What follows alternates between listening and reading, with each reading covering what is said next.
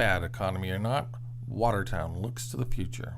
Now you may have noticed 4 lease signs in front of the old branch libraries, but the town is not holding a fire sale. In fact, tight zoning restrictions prohibit most commercial uses.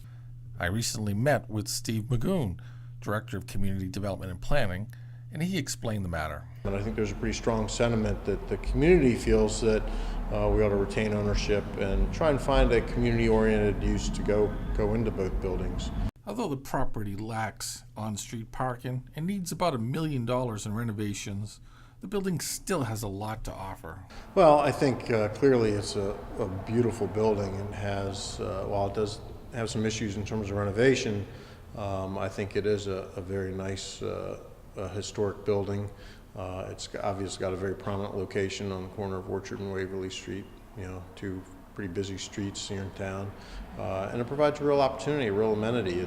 The 2 branch libraries aren't the only town properties not currently in use, but so far they are the only ones up for lease. The old police station is a vacant building and we're looking at what to do with that, although so far we've been looking at town municipal uses for that building.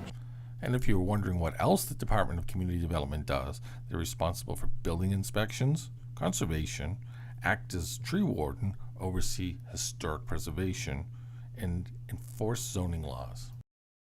They also oversee the Commander's Mansion and the Arsenal property. More broadly, in terms of the department, I think there's been a number of things that we've done more recently. The Pleasant Street corridor planning process and rezoning, which is now beginning to result in some redevelopment within that area. For residents, this redevelopment translates to either a larger tax base, an increase in the quality of life, or both. And that's today. The town is still looking to the future.